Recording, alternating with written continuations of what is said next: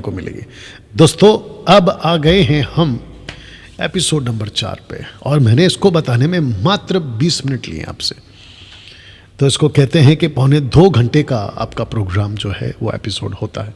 तो यहाँ पे आ गए हैं कम से कम 280 और 450 प्लस, तो इसको कहेंगे 650 के आसपास, ठीक है ना। तो मैं सबका वेलकम करता हूं और मैं चाहता हूं कि अभी के अभी वॉच पार्टी शेयर करना जारी रखें, और इसकी लिंक आप जिस जिस व्हाट्सएप ग्रुप में जुड़े वहां पे पेस्ट कर दीजिएगा। नीता जी आपने अपना काम कर दिया होगा, ऐसी आशा करता हूं ना। दोस्तों आज का एपिसोड भी बाकी 3 एपिसोड की तरह अद्भुत होने वाला है। तो जैसे मैं हमेशा कहता हूं, आप अपनी जो खुराक है उसको मजबूत करो, अपनी जो तड़प है या भूख है उसको मजबूत करो। जानते हो क्यों? क्योंकि जितने भूख से आप उसको रिसीव करोगे उतना पवित्र आत्मा आपके जीवन में बातों को समझाएगा। चलिए एक प्रश्न के साथ, क्या आप तैयार हैं? Are you ready for this? चलिए शुरू करते हैं। एपिसोड नंबर 4, त्रिएक परमेश्वर पुराने नियम से, याद रखो पुराने नियम से, ट्राइयून गॉड, मूसा की जुबानी, स्टडी ऑन ट्राइयून गॉड, मूसा की जुबानी। तो मूसा अब तक 2 लोगों की आवाजें सुन चुका है, और ये 2 लोग कौन हैं? आपके बिल्कुल ठीक स्क्रीन के ऊपर ओरिजिनल मैन्युस्क्रिप्ट, जो copies of copies of copies of copies of copies है, कहता है यावे या यहोवा, और नीचे है स्पिरिट ऑफ गॉड, यानी कि रुआक, पवित्र आत्मा। मूसा अब तक 2 लोगों की आवाजें सुन चुका है। दूसरे शब्दों में आप भी 2 लोगों को अभी तक सुन चुके हैं, या यहां पे चित्र के माध्यम से आप लोग देख चुके हैं। मैं चाहता हूं कि अगला स्लाइड रखने से पहले मैं आपको अभी से बता दूं, और लास्ट में इसको फिर दोहराऊंगा। कल हम जो तीसरा व्यक्ति है, जिसको ओल्ड टेस्टमेंट में कहते हैं the angel of the Lord, परमेश्वर का दूत, नॉट स्वर्ग दूत, परमेश्वर का दूत, जिसको हिब्रू बाइबल या हिब्रू ट्रांसलेशन मैसेंजर और रिप्रेजेंटेटिव ऑफ गॉड कहती है, मलाक, जिसको मैं कल रखूंगा। ओके, तो अभी तक आप 2 लोगों को मूसा के माध्यम से सुन चुके हैं। एक है यहोवा और यहोवा का आत्मा। मैं रिपीट कर दूं, एक है यहोवा और दूसरा है यहोवा का आत्मा। दूसरे शब्दों में परमेश्वर का आत्मा, द स्पिरिट ऑफ गॉड, या द स्पिरिट ऑफ गॉड। तो जिसके चलते ये दोनों भी एक दूसरे को अनंत काल से, शब्द को ध्यान देना, जानते हैं। तो इसका मतलब क्या है? Get ready now. मैं अभी मेरे टीचिंग के डीप में जा रहा हूं। इसका अर्थ यहां है कि परमेश्वर पिता को यह पता है कि पवित्र आत्मा कौन है। पवित्र आत्मा को पता है कि परमेश्वर कौन है, पिता कौन है। दूसरे शब्दों में परमेश्वर पिता जब अपने अनंत काल के जीवन को जीता है, परमेश्वर पिता, मैं बात कर रहा हूं पिता की, ओके, यहोवा की, द लॉर्ड, उसको पता है कि यहां पर दूसरा व्यक्ति भी है, यानी कि पवित्र आत्मा। और पवित्र आत्मा को भी, मैं यीशु की बात कल करूंगा, पवित्र आत्मा को भी पता है कि अनंत काल से मैं एक ऐसे व्यक्ति के साथ में हूं, पर्सन, जिसका नाम है यहोवा। आपको नहीं पता, बात अलग है। मूसा को बहुत सारी बातें नहीं बताई, बात अलग है। बहुत सारे डिनोमिनेशन से आज पृथ्वी पे, उनको नहीं पता, बात अलग है। लेकिन अगर हम परमेश्वर की बात करें तो यह सच्चाई है। वाह ये सच्चाई है। तो जिसके चलते अगर कोई पास्टर, बाइबल टीचर, डिनोमिनेशन या कोई भी ग्रुप अगर ये कहता है परमेश्वर अकेला है, उसके साथ कोई नहीं है, क्योंकि आपने यशायाह की किताब पढ़ ली, तो आप गलत कर रहे हो, आपने शायद ठीक से नहीं पढ़ा है। और हमेशा कहता हूं आपको, जब भी मेरी बात सुनती है वीडियो पे, मैं हमेशा कहता हूं कि आपको कॉन्टेक्स्ट में बाइबल पढ़ना है, संदर्भ में क्या कह रहा है, किसको कह रहा है। ये इतना कॉम्प्लिकेटेड क्यों है डैनियल भाई? बाइबल बिल्कुल साफ साफ क्यों नहीं लिखती? तो वापस कहूंगा, आपके हिसाब से बाइबल को मत पढ़ो, परमेश्वर के हिसाब से बाइबल को पढ़ो। जैसे मैंने परसों के दिन कहा था, कल या परसों के दिन कहा था, आई थिंक कल कहा था, मैंने कहा था कि परमेश्वर वचन को पानी भी कहता है, परमेश्वर वचन को दूध भी कहता है। पहला पत्रस 2:2। You understand? परमेश्वर की अपनी एक भाषा है। यीशु खुद को कहता है मैं जगत की ज्योति हूं, जिसको कहते हैं लाइट। अभी जो यहां पे लाइट लगी हुई है, यीशु खुद को रोटी कहता है। तो क्या यीशु रोटी है? बिल्कुल नहीं। क्या यीशु लाइट है? बिल्कुल नहीं। वो रोटी बनाता है, वो लाइट बनाता है, लेकिन ये लैंग्वेज है बाइबल की। तो वापस आते हैं, ये दोनों भी एक दूसरे को अनंत काल से जानते हैं। ये शब्द आपके दिमाग में या आपके कानों में अभी जब पड़ा, आपका दिल, आपका जो हृदय है वो क्या रिएक्ट कर रहा है? क्योंकि मैं जानता हूं कि कोई भी नई चीज जब आपके कानों में पड़ती है ना, आप उसको जल्दी से एक्सेप्ट नहीं करते। सोच के देखिए, छोटा सा एग्जांपल दे रहा हूं, सोच के देखिए, आज से 12-15 साल पहले अगर आपको कोई कहता कि रास्ते पे चलते चलते आप अपने घर के लोगों से बात कर सकते हैं, और घर वालों से कहें कि आपके जो लोग हैं जो अगर दूर हैं 200, 500, 2000 किलोमीटर, आप उनसे डायरेक्ट बात कर सकते हैं, आप बोलोगे तुम पागल हो। लेकिन आज से 15-20 साल पहले या 12 साल पहले सेल फोन, मोबाइल नहीं था। या तो ट्रंक कॉल होता था, या तो STD या जो भी STD क्या वो होता था या तो घर का जो लैंडलाइन होता वो होता था, वो भी अपने हिसाब से चलता था। लेकिन कभी किसने सोचा था? सोच के देखिए, यहाँ पर बैठकर मैं आप लोगों से, यहाँ पे कुछ 350, वहाँ पे 550 के आसपास, कम से कम 850 लोगों से मैं एक टाइम पे डायरेक्ट बात कर पा रहा हूँ। आपने कभी सोचा था? वैसे ही जब कोई चीज नहीं दिखती है ना अस्तित्व में, तो आपको लगता है कि वो नहीं है। वैसे ही परमेश्वर ने खुद को पूरी तरह से रिवील या पूरी तरह से प्रकट नहीं किया, आप कैसे नतीजे पे आ सकते हो कि कुछ नहीं है? तो are you ready for the next slide? आइए देखते हैं। दोनों के पास लिखा है सेम पावर है। वाह, आगे बताऊंगा, लेकिन अभी से सुन लो और इसको हजम करो। मैं आपको बताऊं, बहुत सारे यहूदी, जूइश, मुस्लिम्स इस बात को मानने के लिए तैयार नहीं होंगे कि कैसे पॉसिबल है कि जो ऑलमाइटी गॉड है बाइबल का, उनके हिसाब से, उनका कुरान का, जिसको वो लोग अल्लाह कहते हैं, परमेश्वर हमारे बाइबल के हिसाब से एलोहिम, यहोवा, LORD, लॉर्ड, कैसे पॉसिबल है जो सेकंड पर्सन है ट्रायून गॉड का, उसके पास में भी सेम पावर? आगे रखूंगा।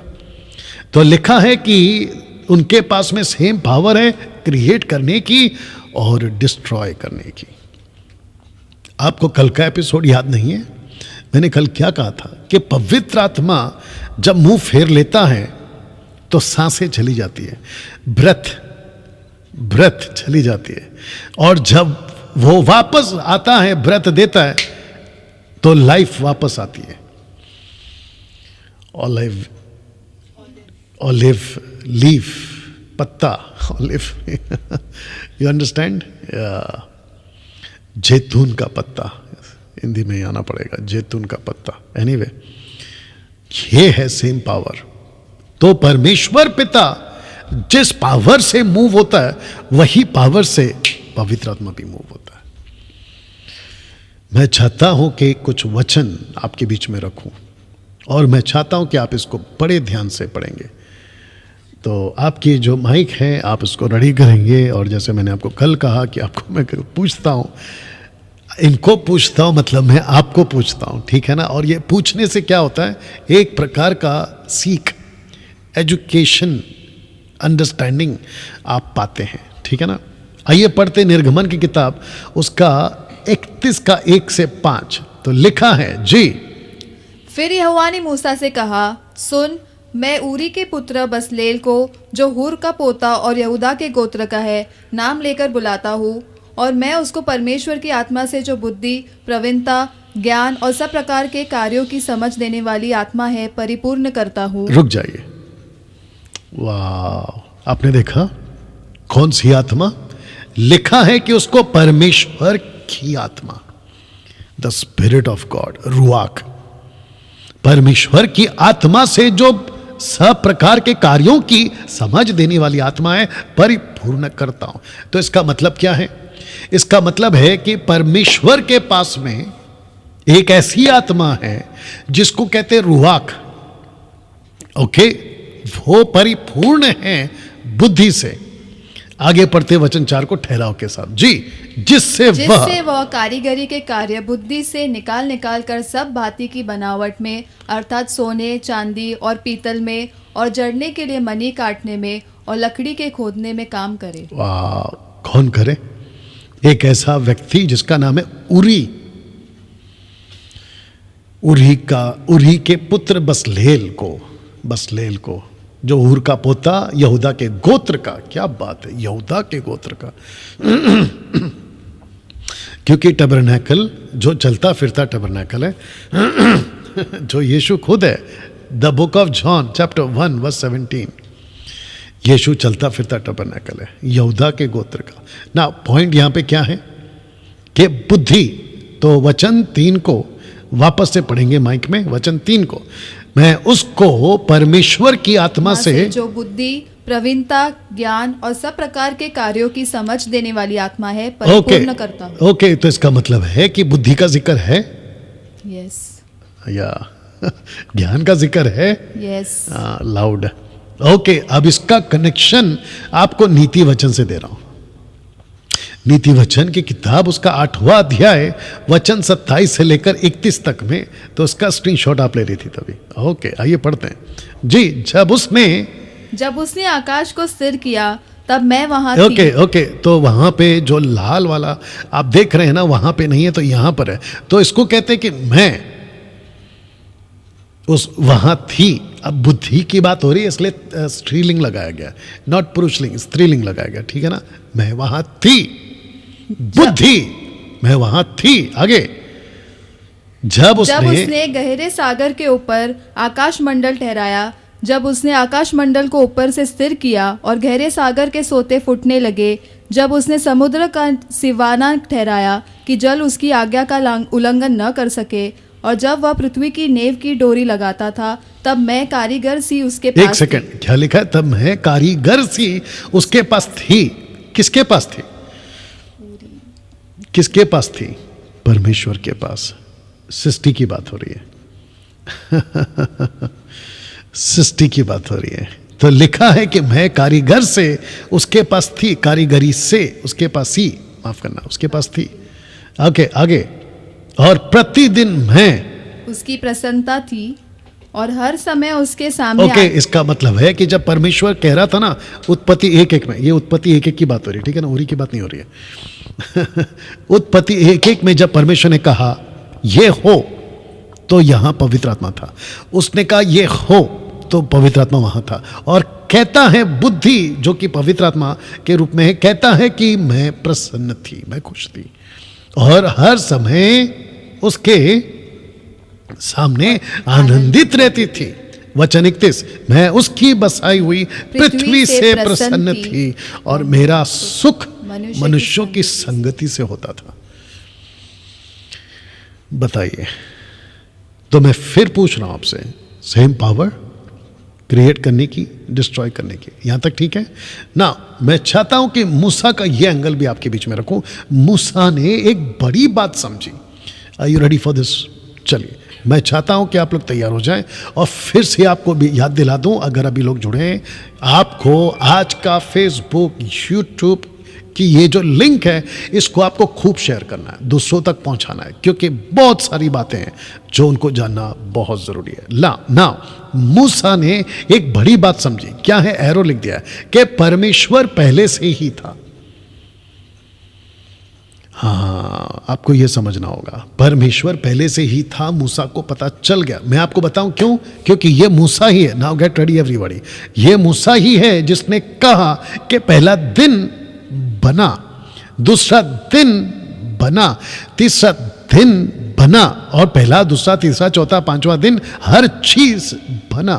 लेकिन परमेश्वर ने और खुद मूसा ने, ना तो परमेश्वर के मुंह से निकला, ना मूसा ने पूछा क्या आप कब बने, या आपको किसने बनाया? ओ लिखा है कि मूसा ने एक बड़ी बात समझी कि परमेश्वर पहले से ही था, तो जिसके चलते मूसा समझ चुका था कि परमेश्वर की सृष्टि नहीं हुई है, परमेश्वर ने सृष्टि की है। वाह, यहां ताली बजा सकते हैं आप लोग प्रभु की महिमा के लिए। क्या बात है, हमारी जो टीम है वो ताली बजा रही है। यस, इस बात के लिए परमेश्वर को धन्यवाद कि मूसा इस बात को समझ पाया। आगे कनेक्शन रखूंगा ना। डैनियल भाई, आपने अभी कहा मूसा के माध्यम से कि मूसा समझ चुका था परमेश्वर की सृष्टि नहीं हुई है, परमेश्वर ने सृष्टि की है। तो इसका मतलब क्या है डैनियल भाई? आपके बीच में रख रहा हूं, गेट रेडी फॉर दिस। परमेश्वर ने स्पेस बनाया है, परमेश्वर ने शेप ब्रैकेट में बॉडी बनाया है, परमेश्वर ने टाइम बनाया है। परमेश्वर को स्पेस शेप टाइम की जरूरत नहीं है। इसका मतलब क्या है?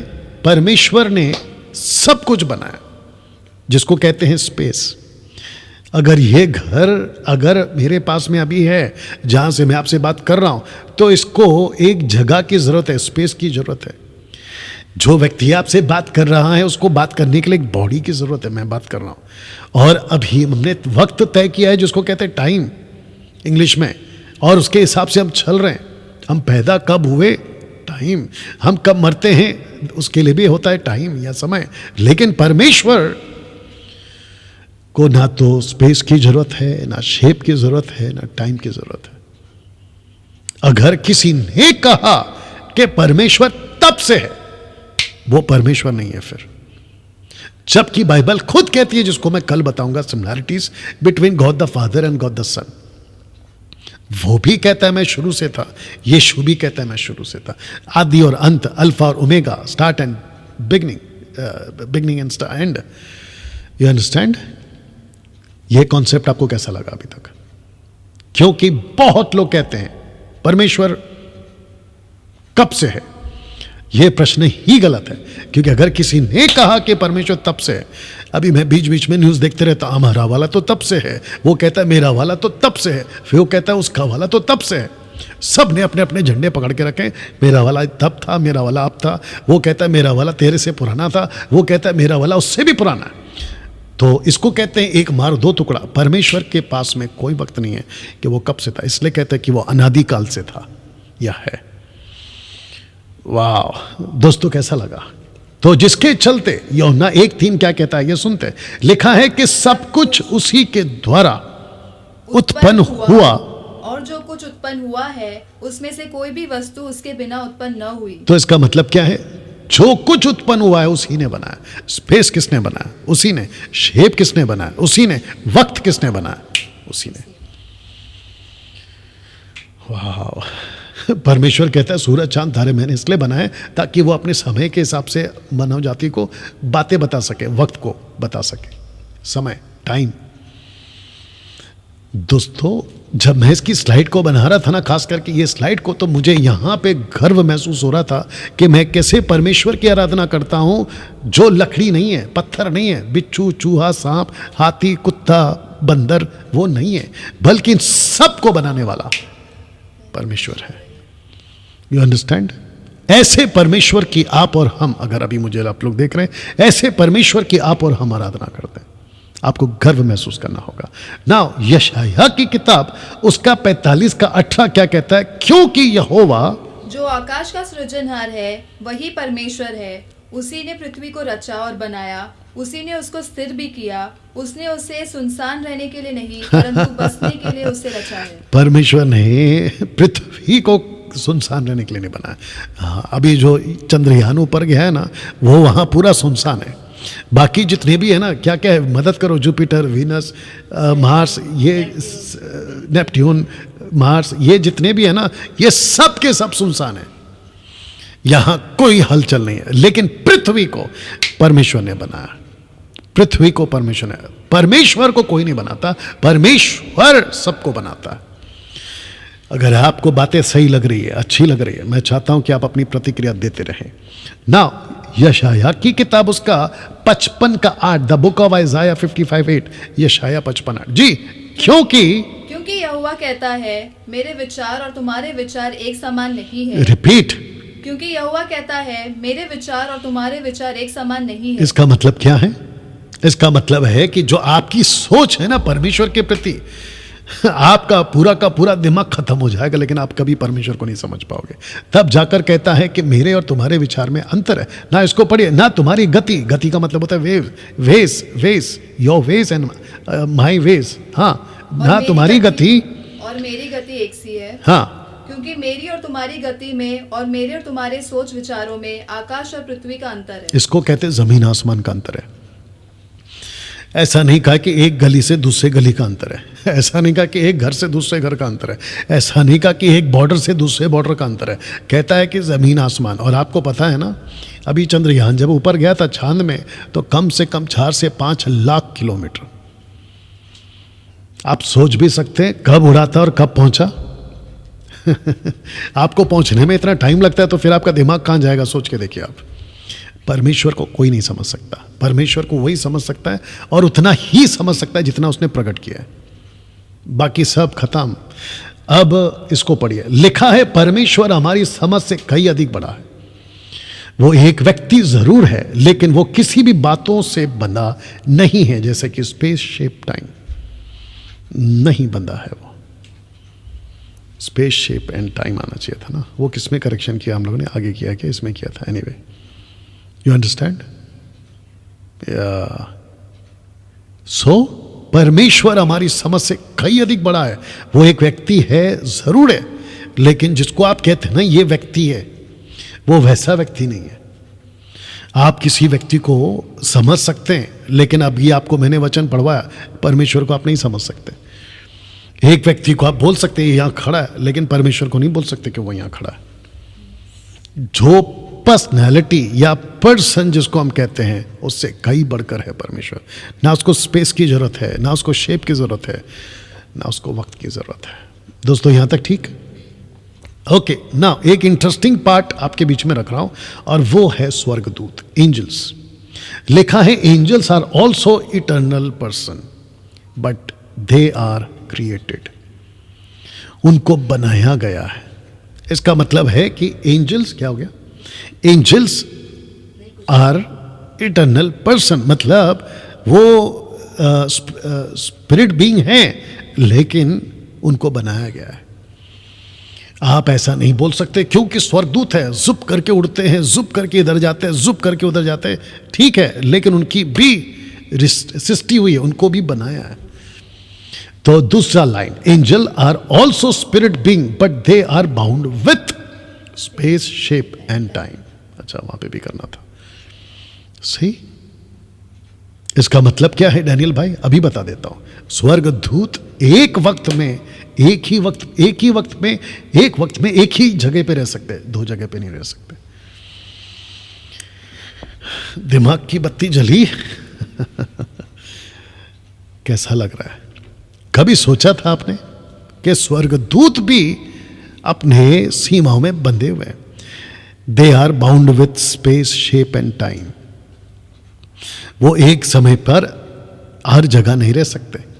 सिर्फ परमेश्वर एक समय पर हर जगह रह सकता है। आगे मैं उसको क्लियर करूंगा। यहां तक ठीक है? अब इसको देखिए, गॉड, एलोहिम, एंजल्स, ह्यूमन। आप जानना चाहते हैं, ये तीनों को रखा है। लिखा है कि ऑल आर स्पिरिट बीइंग। ये सब के सब जिसको एक कैटेगरी में ला सकते हैं, स्पिरिट बीइंग। क्यों? क्योंकि परमेश्वर भी स्पिरिट है, एंजल्स भी स्पिरिट है, और परमेश्वर ने मानव को भी आत्मा ही बनाया, आत्मिक, breath of life, holy spirit. तो ये सब के सब स्पिरिट बीइंग है। अब इसको देखो, but only Elohim is timeless, bodiless, shapeless, spaceless, माफ करना, स्पेसलेस। You understand? ये चित्र को फिर से देख लीजिए, फोकस करिए और बात को समझिए, क्योंकि ऐसी टीचिंग मसीह के देह में होना बहुत जरूरी है। या तो God, Elohim, angels, human, all are spirit being but only Elohim, मैंने एलोहिम लिखा है। या एक सेकंड दीजिए।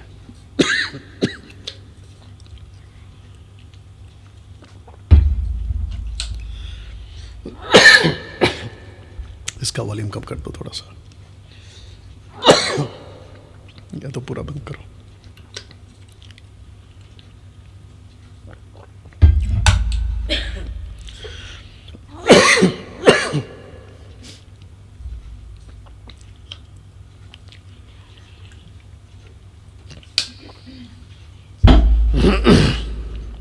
या एक टिश्यू देना।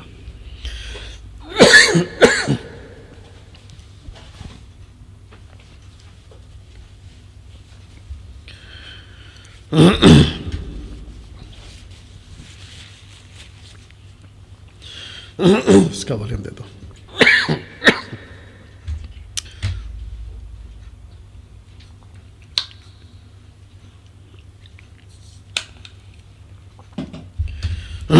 या माफी चाहते हैं उसके लिए, काफी बातें करता हूं, काफी एनीवे तो वापस आते हैं, इसको फिर से रख दे रहा हूं कि God, Elohim, angels, human, all are spirit being, but only Elohim is timeless, bodyless, spaceless.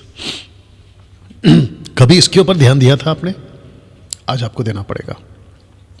एक और चित्र रख रहा हूं क्योंकि आज बहुत सारी बातें आपके बीच में करनी है। एंजल्स एंड ह्यूमन हर वक्त में, माफ करना, एक वक्त में एक ही जगह पर हो सकते हैं, एक वक्त में एक ही जगह पर हो सकते हैं।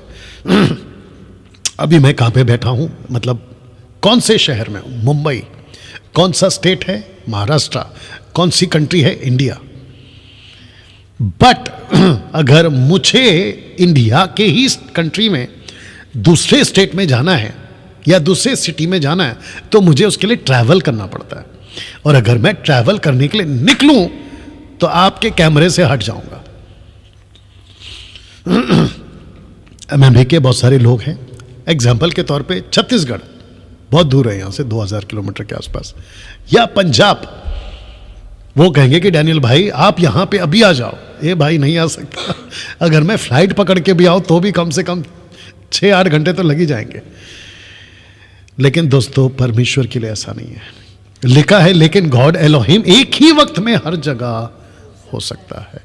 एक ही वक्त में हर जगह, या जगह, या वो डंडा निकालना चाहिए एक्चुअली, उसको हटा देते हैं। या ओके, हो गया। चलिए आते हैं। परमेश्वर एलोहिम जो है ना, वो एक वक्त में हर जगह हो सकता है। इसका प्रूफ आपको मैं अभी देने जा रहा हूं, और मैं चाहता हूं कि जितने भी लोग अभी कनेक्टेड हैं, यहां पे कुछ 450, 650 प्लस, ओके। वाह, बेहद बेहद खुशी आप सबके लिए जो इतनी बड़ी तादाद में आप लोग जुड़ते हैं। मैं चाहता हूं कि आप इन बातों को समझेंगे। लेकिन गॉड एलोहिम हर एक ही वक्त में हर जगह हो सकता है ना। मैं एक वचन आपके बीच में रख रहा हूं, निर्गमन की किताब, उसका 40 का 33 से 35 आइए पढ़ते हैं। और उसने निवास की चारों ओर और वेदी के आसपास आंगन की कनात को खड़ा करवाया, हाँ। और आंगन के द्वार के पर्दे को लटका दिया। हाँ। इस प्रकार मूसा ने सब काम को पूरा कर समाप्त किया। ओके, तो जैसे ही नहीं, ये आपको एंड करना है, आपको बात, सेंटेंस को एंड करना है। तो इसको कहते हैं कि मूसा ने अपना काम कंप्लीट किया। लेकिन जैसे ही कंप्लीट किया, आइए पढ़ते 34 में क्या हुआ। तब बादल मिलाप वाले तंबू पर छा गया। एक सेकंड, सबसे पहला है मिलाप वाला तंबू, आगे और यहोवा का तेज निवास स्थान में भर गया। ओके, तो एक है मिलाप वाला तंबू और दूसरा है निवास स्थान। तो यहाँ पे कितनी बात है? एक या दो? तो एग्जैक्टली एक है मिलाप वाला तंबू, अति पवित्र स्थान में है वो, या और दूसरा है निवास स्थान, जिसको कहते हैं टेंट, टैबरनेकल। टेंट इंग्लिश में टेंट है, टैबरनेकल। मेरा क्वेश्चन ये है कि परमेश्वर एक ही वक्त में यहां पे दोनों जगह पे कैसे आ गया? तब जाकर मैंने क्या कहा था, लेकिन गॉड एलोहिम एक ही वक्त में हर जगह हो सकता है। और ये रहा उसका प्रूफ। अभी नीचे पढ़ते हैं 35। और बादल जो मिलाप वाले तंबू पर ठहर गया और यहोवा का तेज जो निवास स्थान में भर गया, इस कारण मूसा उसमें प्रवेश न कर तो सका। इसका मतलब है कि मूसा को पता चल गया था कि मैं अंदर जाना तो चाहता हूं लेकिन मैं नहीं जा सकता, क्योंकि यहोवा का प्रेजेंस, तेज उपस्थिति एक जगह नहीं, दो जगह पे एट द सेम टाइम। अब इसको पढ़ते हैं। लेवी व्यवस्था 26 का 11 लिखा है, और मैं तुम्हारे बीच अपना निवास स्थान बनाए रखूंगा और मेरा जी तुमसे घृणा नहीं करेगा, मेरा जी तुमसे घृणा नहीं करेगा। वचन 12। और मैं तुम्हारे मध्य चला फिरा करूंगा और तुम्हारा परमेश्वर बना रहूंगा। ओके, यहां पे रुक जाइए। मैं तुम्हारे मध्य चला फिरा करूंगा, और ब्रैकेट में मैंने रखा है उत्पत्ति 3 का 8, जेनेसिस चैप्टर 3 वर्स 8। इसका मतलब क्या है? जैसे परमेश्वर ने कहा, जब आदम और हव्वा से गलती हो गई तो लिखा है कि परमेश्वर अदन की वाटिका में घूमता था, अदन की वाटिका में घूमता था। ये वही हिब्रू ट्रांसलेशन यहां पर भी आया, जिसको मैंने नहीं रखा है क्योंकि मैं पढ़ चुका हूं, इसलिए आपको बता दे रहा हूं। तो लिखा है वचन 12 में, फिर से पढ़िए, मैं तुम्हारे मध्य चला फिरा करूंगा और तुम्हारा परमेश्वर बना रहूंगा और तुम मेरी प्रजा बने रहोगे। ओके, यहां तक ठीक है। अब इसको पढ़िए, व्यवस्था विवरण 26 का 15। तू स्वर्ग में से जो तेरा पवित्र एक धाम- सेकंड, कहां से? स्वर्ग या जोर से बोलना है। स्वर्ग में से। एग्जैक्टली तो पहला कहां है? तुम्हारे बीच में। अभी कहां है? स्वर्ग में से। एक ही वक्त में ये दो जगह कैसे हो सकते हैं? तो लिखा है कि तू स्वर्ग में से जो तेरा पवित्र धाम है दृष्टि करके अपनी प्रजा इज़राइल को आशीष दे। तो अब आपको पता चला कि आपका जो परमेश्वर है ना, वो लकड़ी नहीं है, पत्थर नहीं है। और यही वजह है कि हम परमेश्वर को ढूंढने पहाड़ नहीं जाते, हम परमेश्वर को ढूंढने पेड़ नहीं चढ़ते, हम परमेश्वर को ढूंढने नदियां पार नहीं करते। जितने लोग समझ रहे हैं समझ जाइए। और ना ही किसी प्रकार के जानवरों के, पक्षियों के, रेंगने वाले जंतुओं की पूजा करते हैं कि भाई तुम हो हमारे XYZ। नहीं, बिल्कुल नहीं। ये सबको परमेश्वर ने बनाया। परमेश्वर इतना महान है कि वो एक वक्त में हर जगह हो सकता है ना। मैं अभी आपको तीसरा एंगल दे रहा हूं। पहला राजा 2 का 8 का 10, फर्स्ट किंग चैप्टर 8 वर्स 10। आइए देखते हैं यहां पर क्या हुआ जी। बादल के कारण, और बादल के कारण याजक सेवा टहल करने को खड़े न रह सके। ओके, इसका मतलब है कि वचन 9 कहता है कि वो मंदिर से बाहर निकल गए, मंदिर से बाहर निकल गए, सुलेमान के टेंपल से बाहर निकल गए, जिसकी वजह से वो क्यों नहीं खड़े रह सके, इसलिए वो बाहर निकल गए। आगे पढ़िए। क्योंकि यहोवा का तेज यहोवा के भवन में भर गया था। ओ तो इसको कहते हैं कि परमेश्वर का उपस्थिति मंदिर में आ चुका था। लेकिन ये क्या हो रहा है अभी उसी चैप्टर के 30 में पढ़िए। और तू अपने ओके, ये कौन कह रहा है? राजा सुलेमान कह रहा है जी। अपने दास और अपनी प्रजा इज़राइल की प्रार्थना जिसको वे इस स्थान की ओर गिड़गिड़ा के करे उसे सुनना, वरना स्वर्ग में से। एक सेकंड, पहला क्या बोला? तू भवन में, अभी क्या कह रहा है? तू स्वर्ग में। तो मेरा क्वेश्चन है कि एक ही टाइम पे आप दो जगह पे कैसे आ गए? वाह, कैसा लग रहा है? इसको कहते हैं, अगर हम बाइबल को ठीक से नहीं पढ़ेंगे तो हम बहुत सारी बातों से चूक जाएंगे। मेरी रिक्वेस्ट है, जितने पास्टर्स और लीडर्स और बाइबल टीचर्स हैं, प्लीज आप जब टीच करते हैं, डॉक्ट्रीन को टीच करते हैं, खास करके ट्रायून गॉड को, उसकी पहले खूब तैयारी करिए, खूब स्टडी करिए, अनाप शनाप मत बकिए, क्योंकि आप लोगों की बहुत सारी वीडियो मेरे पास पहुंच रही है आजकल, तो उसका ध्यान रखेंगे। अब इसको समझेंगे क्या है। पहला कोरिन्थियों 15 का 35 से 41 तक, फर्स्ट कोरिन्थियन 15 to 35 to 41। आइए सुनते हैं और फिर बात करते हैं जी। और जितने लोग अभी देख रहे हैं, प्लीज जितना हो सके शेयर करते जाएं जी, और वॉच पार्टी करते जाएं और दूसरों को भी इनवाइट करें जी। अब कोई यह कहेगा, मुर्दे किस रीति से जी उठते हैं और किस देह के साथ आते हैं? ओके, क्या वहां पे क्वेश्चन मार्क है? यस, वेरी गुड, ऐसा आना चाहिए तुरंत जवाब। तो फिर से क्वेश्चन ये आ गया, क्या कोई पूछेगा कि मुर्दे कैसे जी उठेंगे? इसका मतलब है कि जो भी व्यक्ति प्रभु में मरता है या मुर्दे मरते हैं, ह्यूमन मरते हैं, उनके पास में वापस कौन सी बॉडी आती है? ये क्वेश्चन है। तो पौलुस इसको कैसे जवाब देता है, आइए सुनते हैं जी। हे निर्बुद्धि, जो कुछ तू बोता है। ओके, क्या उसने निर्बुद्धि बोला? यस, तो इसका मतलब है इंग्लिश में ट्रांसलेशन क्या होगा? नहीं, कोई जरूरत नहीं, आपको ऐसे ही बोलना पड़ेगा। उसका ट्रांसलेशन है फुलिश, मूर्ख। तो इसका मतलब है कि पौलुस भी मूर्ख बोला करता था। तो जिस चीज़ को मूर्ख बोलना है उसको मूर्ख बोलना पड़ता है।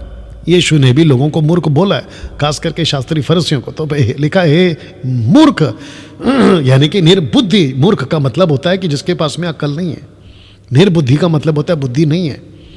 anyway, आगे बढ़ते हैं। जो कुछ तू बोता है जब तक वह न मरे जिलाया नहीं जाता। इसका मतलब है कि हर चीज को पहले मरना होगा, उसके बाद ही वो जिलाया जाता है। आगे, और जो तू बोता है यह वह देह नहीं जो उत्पन्न होने वाली है, परंतु नीरा दाना है, चाहे गेहूं का चाहे किसी और अनाज का। ओके, तो इसका मतलब है कि हर चीज को, प्लांट्स को, सीड्स को, एनिमल्स को, बर्ड्स को, फिश को, ह्यूमन को, सबको अपना अपना एक बॉडी है। आगे बढ़ते हैं जी।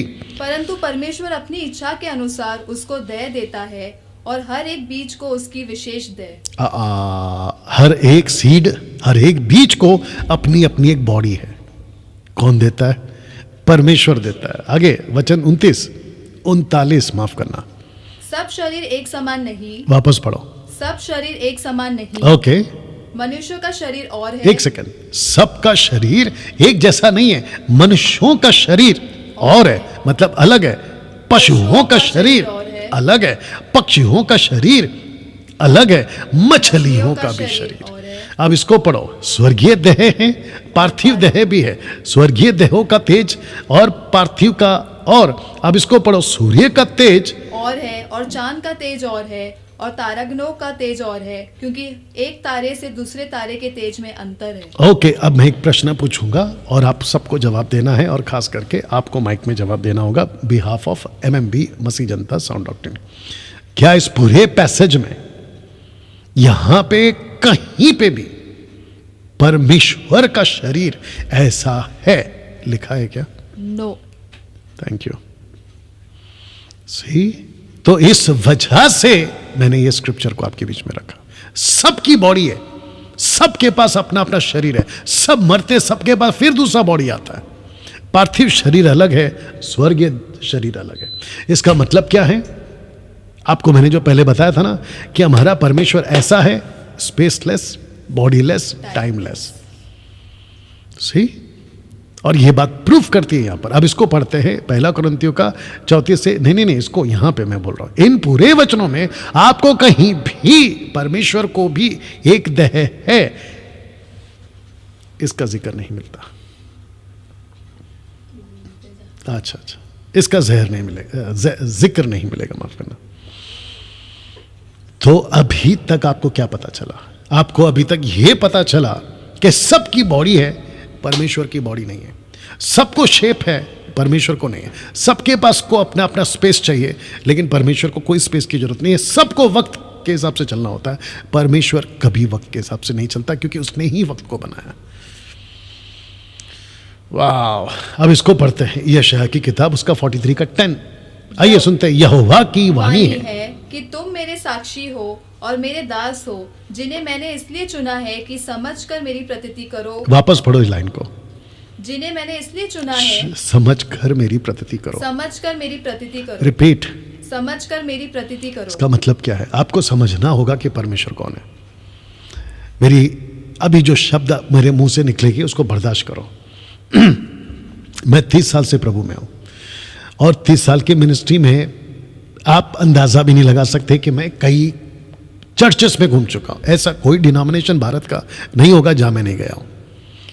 मैंने क्या देखा है ना, 90% क्रिश्चियंस सिर्फ बन गए, उनके पास बाइबल भी आ गई है, उनके पास में चर्च भी है, और उनको पक्का पता है कि भाई ये जो पावती समझते हैं ना, ये जो हमारा पर्चा जाता है, चर्च में पैसा जाता है, ये इसलिए जाता है क्योंकि जैसे ही हमारा घर में या मैं कभी मरूंगा तो मैयत के लिए कब्र तैयार है। ऐसे वाले क्रिश्चियंस। लेकिन परमेश्वर कहता है कि अनंत काल का जीवन ही यह है कि तुम अपने परमेश्वर को जानो। यूहन्ना 17:3, अगर आपको याद होगा, राइट। अब फिर से इसको पढ़ते, समझ कर मेरी प्रतीति करो और जान लो कि मैं वही हूं। मुझसे पहले कोई ईश्वर ना हुआ और ना मेरे बाद कोई होगा। सही। अब इसको पढ़ते हैं क्योंकि मेरे को बहुत सारी बातें आपके बीच में रखनी है। जकरिया की किताब उसका 12 का 1 इज़राइल के विषय में यहोवा का कहा हुआ भारी वचन, यहोवा को आकाश का तानने वाला, एक सेकंड वापस पढ़ो। यहोवा को आकाश का तानने वाला, पृथ्वी की नेव डालने वाला और मनुष्य की आत्मा का रचने वाला है, उसकी यह वाणी है। तो परमेश्वर कौन कौन है? आकाश को तानने वाला, पृथ्वी की नींव डालने वाला, मनुष्य की आत्मा को रचने वाला। ये कौन है? लिखा है यहोवा।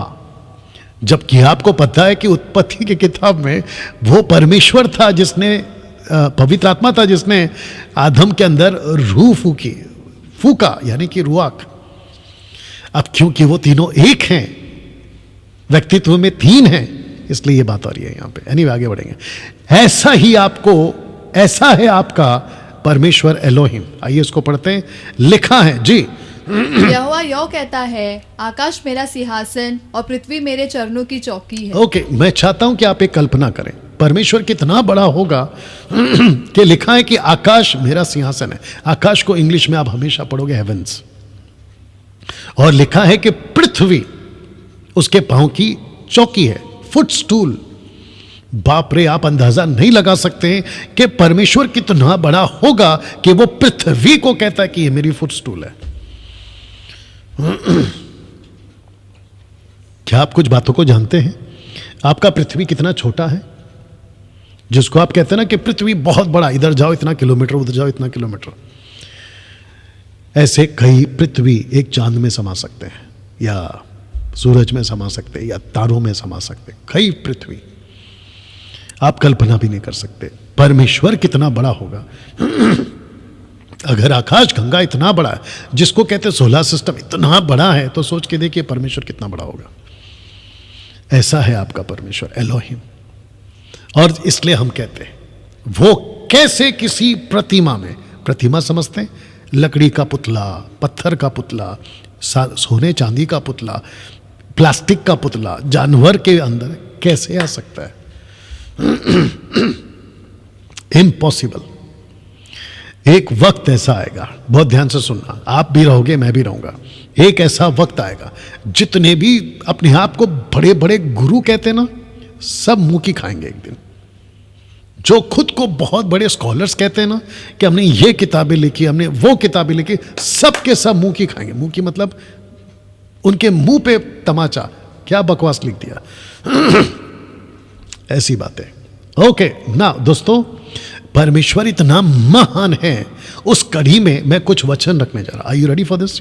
और मैं चाहता हूं कि जब जब यहां पे सलोमी वचन को पढ़ेंगी, उसको पढ़कर आपके अंदर अगर परमेश्वर के प्रति गर्व है, या कहते हैं ना कि एक तड़प है कि यार क्या बात है, उस वक्त मैं चाहता हूं कि जितनी यहां 370, 80 और 700 वहां पर 1000 लोग परमेश्वर की महिमा के लिए, मैं जानता हूं उसमें से कुछ भेड़िए भी बैठे होंगे अंदर, उससे कोई फर्क नहीं पड़ता है, परमेश्वर की महिमा के लिए आप ताली बजाओगे। तो मैं सबसे पहले एक वचन पढ़वा देता हूं, अय्यूब की किताब उसका 5 का 9, आपको माइक में बुलंद आवाज में पढ़ना है। वह तो ऐसे बड़े काम करता है जिनकी था नहीं लगती, और इतने ऐश्वर्य कर्म करता है, आश्चर्य कर्म करता है जो गिने नहीं जाते। इसका मतलब है कि परमेश्वर इतने बड़े बड़े काम करता है जिसकी कोई था नहीं है। इसका मतलब है कि था का मतलब होता है पिट, जिसको कहते हैं पिटलेस। इसका मतलब है कि परमेश्वर के इतने काम है जिसकी कोई था नहीं है और कोई गिन नहीं सकता। अय्यूब की किताब उसका 11 का 7 से 10, क्या तू ईश्वर का गुण भेद पा सकता है? क्वेश्चन मार्क, नहीं पा सकते। आगे, क्या तू सर्वशक्तिमान का मर्म पूरी रीति से जांच सकता है? जांच सकता है? क्वेश्चन मार्क, नहीं जांच सकते। इसका मतलब है कि परमेश्वर का डीप, परमेश्वर का डेप्थ नहीं जान सकता इंसान। क्यों? आपको अभी पढ़वाया था, आपकी सोच उसकी सोच में जमीन आसमान का फर्क है। क्या तू सर्वशक्तिमान का मर्म, इसका मतलब है उसकी गुण बातें क्या पूरी रीति से जांच सकता है? नहीं जान सकता। वचन 8, वह आकाश का, एक सेकंड वापस पढ़ो, वह आकाश सा ऊंचा है। मैंने अभी आपसे क्या कहा था कि उसकी जो पृथ्वी पर उसका पैर पड़ता है इतना बड़ा है। आगे, तू क्या कर सकता है? एक सेकंड, क्वेश्चन मार्क है। तू क्या कर सकता है? कुछ नहीं कर सकता। जवाब क्या है? कुछ नहीं कर सकता। वह अधोलोक से गहरा है, तू कहां समझ सकता है? नहीं समझ सकता। आगे, उसकी माप पृथ्वी से भी लंबी है और समुद्र से चौड़ी है। हाँ, और जब ईश्वर बीच में से गुजर कर बंद कर दे, और अदालत कचहरी में ब्रैकेट में बुलाए, कचहरी, अदालत मतलब कचहरी में बुलाए, तो कौन उसको रोक सकता है? इसका मतलब है कि वो ऐसा महान है कि वो बीच में से आ सकता है, बीच में से जा सकता है, उसको कोई नहीं रोक सकता। वाह, अय्यूब की किताब उसका 36 लिखा है कि देख ईश्वर महान, ईश्वर महान और हमारे ज्ञान से कहीं परे है। इसका मतलब है ईश्वर, अय्यूब का जो लेखक है, ऑफ कोर्स इसका भी लेखक मूसा है। ईश्वर शब्द का मतलब होता है गॉड, इंग्लिश में गॉड आएगा। जी पढ़िए, महान, महान और हमारे ज्ञान से कहीं परे है, और उसके वर्ष की गिनती अनंत है। एक सेकंड, उसके वर्ष की गिनती अनंत है। इसका मतलब क्या है? इसका नहीं, वर्ष की गिनती अनंत है, इसका मतलब क्या है? मैंने आपको कल या परसों बोला था कि मेरी गिनती है, मैं 50 साल का हो गया हूं, मेरी गिनती है। मूसा की, माफ करना, आदम की गिनती है 930 साल, उसकी गिनती है 930 साल। मेरा क्वेश्चन है, परमेश्वर की क्या गिनती है? कोई गिनती नहीं है। लिखा है उसके वर्षों की गिनती, वर्ष की गिनती अनंत है। ये अनंत का मतलब समझते, इटर्निटी, अनंत काल, गिन नहीं सकते। ऐसा है आपका परमेश्वर। आपने ताली नहीं बजाया तो मैं बजवा देता हूं। ऐसा है आपका परमेश्वर। आगे पढ़िए, अय्यूब का 37 का 4 और 5। उसके पीछे गरजने का शब्द होता है। रिपीट, उसके पीछे गरजने का शब्द होता है। जी, वह अपने प्रतापी शब्द से गरजता है। प्रकाशित वाक्य 4 का 5 में, जानते हो अगर आप तुम निकाल सकती हो, लिखा है प्रकाशित वाक्य 4 का 5 में, इसी को अय्यूब जो अभी कह रहा है, मूसा जिसका लेखक है, वो कहता है कि ऐसा ही प्रकाशित वाक्य में यूहन्ना ने देखा स्वर्ग में। बिल्कुल मैच करता हुआ प्रकाशित वाक्य 4 का 5। जी, उस सिंहासन में से बिजलियां और गर्जन निकलते हैं। वापस रिपीट करो। उस सिंहासन में से बिजलियां और गर्जन निकलते और हैं। यहां पे क्या लिखा है? उसके पीछे गर्जन का शब्द होता है, और लिखा है कि वह अपने प्रतापी शब्द से गरजता है, और जब उसका शब्द सुनाई देता है तब बिजली लगातार चमकने लगती है। ओ हो। आपको बता दूं कि यूहन्ना ने जब यीशु को देखा, प्रकाशित वाक्य पहला अध्याय, आई गेस वचन 15 से पढ़ो अगर मैं गलत नहीं हूं। प्रकाशित वाक्य पहला अध्याय वचन 15 से पढ़ो। जी, ऐसा ही यीशु के मुंह से निकला। जब हम कल बात करेंगे तो सिमिलैरिटी को भी दिखाएंगे आपको। जी, उसके पांव उत्तम पीतल के समान थे, जो मानो भट्टी में तपाया गया हो। जी। और उसका शब्द बहुत जल के शब्द के समान था। किसके समान? जल, बहुत जल। हाँ, जब मैं पूछता हूं तो लाउड होना है तुमको। You understand? तो परमेश्वर के पीछे गर्जन, जब वो बात करता है तो बिजली चमकती है। यीशु जब बात करता है तो बहुत सारे वेव्स। वाह। वचन 5, ईश्वर गरज कर अपना शब्द अद्भुत रीति से सुनाता है, और बड़े बड़े काम करता है जिनको हम नहीं समझते। नहीं, जिसको हम समझ सकते हैं। नहीं समझ सकते। सही। तो मेरा क्वेश्चन है, इस प्लेनेट के ऊपर आप कैसे कह सकते हो कि परमेश्वर ये है, परमेश्वर ये है, परमेश्वर ये है? आप नहीं कह सकते। आप उतना ही कह सकते जितना उसने खुद को प्रकट किया है। तो अपनी बकवास की थैरी मत लगाया करो। भजन संहिता, ये बहुत पावरफुल है। भजन संहिता 147 का 4। वह तारों को गिनता। रिपीट। वह तारों को गिनता। एक सेकंड, क्या करता है? तारों को गिनता। ओके, जितने मसीह जनता है, एमएमबी है, और जितने भी दुनिया के कोने कोने के 800 बिलियन लोग, या 8 बिलियन, माफ करना, आप लोग जो अभी देख रहे हैं, आप गिन सकते हैं तारों को? लेकिन परमेश्वर कहता है कि मैं तारों को सिर्फ गिनता नहीं हूं, लेकिन एक एक तारे का नाम भी रखता हूं।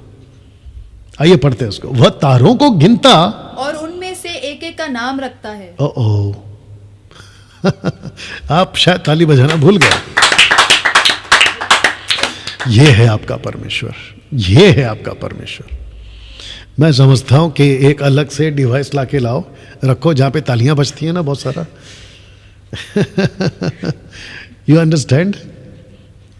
कैसा लग रहा है दोस्तों?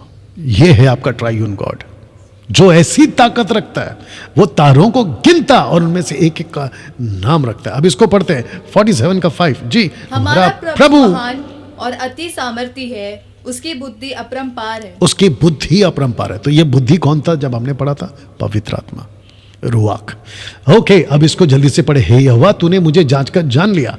Come on read. तू मेरा उठना बैठना जानता है और मेरे विचारों को दूर ही से समझ लेता है। मेरे चलने और लेटने की तू भली भांति छानबीन करता है और मेरी पूरी चाल चलन का भेद जानता है। हे यहोवा, मेरे मुंह में ऐसी कोई बात नहीं जिसे तू पूरी रीति से न जानता हो। तूने मुझे आगे पीछे घेर रखा है और अपना हाथ मुझ पर रखे रहता है। ओके, अभी 6 को पढ़े। लिखा है कि ये ज्ञान मेरे लिए बहुत कठिन है। ये ज्ञान मेरे लिए बहुत कठिन है, ये गंभीर और मेरी समझ से बाहर है। तो परमेश्वर के प्रति ज्ञान, परमेश्वर के प्रति समझ, ये आपके दिमाग से बाहर है। आप कैसे कह सकते हो कि मैंने गॉड को ढूंढ लिया? आप कैसे कह सकते हो कि मैंने भगवान को ढूंढ लिया? आप कैसे कह सकते हो कि मैंने खुदा को ढूंढ लिया? आप कैसे कह सकते हो कि ये पत्थर, ये लकड़ी, ये प्लास्टिक, ये सोना, ये चांदी, ये मेरा भगवान है? कैसे कह सकते हैं आप? थोड़ा सोच के देखिए दोस्तों। लिखा है वचन 3 में, यहोवा महान, अति स्तुति के योग्य है, उसकी बड़ाई अगम। वाह! अब इसको पढ़ो, भजन संहिता 86 का 8। हे प्रभु, देवताओं में से कोई भी तेरे तुल्य नहीं। रिपीट। हे प्रभु, देवताओं में से कोई भी तेरे तुल्य नहीं। देवताओं को स्पष्ट पढ़ना है आपको। देवताओं में से, हे प्रभु, देवताओं में से कोई भी तेरे तुल्य नहीं। सही ना, किसी के काम तेरे कामों के बराबर है। अब इसको पढ़ो। हे प्रभु, जितनी जातियों को तूने बनाया है, हाँ, सब आकर तेरे सामने दंडवत करेगी और तेरे नाम की महिमा करेगी। कब? तब जाकर यीशु ने क्या कहा, यहोवा ने क्या कहा यीशु के बारे में? फिलिप्पी की किताब उसका 2 का 10 और 11 में, एवरी नी विल बाउ, every tongue will confess that Jesus is Lord. सही, आगे पढ़िए वचन 10। क्योंकि तू महान है और आश्चर्य कर्म करने वाला है, केवल तू ही परमेश्वर, केवल तू ही परमेश्वर है। वचन 5। हे यहोवा, स्वर्ग में तेरे अद्भुत काम की और पवित्रों की सभा में तेरी सच्चाई की प्रशंसा होगी। इसका मतलब है कि स्वर्ग में भी परमेश्वर की महिमा होती है। और जब ये होती थी तो लूसीफर को तकलीफ होती थी, इसलिए तो वहां से नीचे फेंका गया।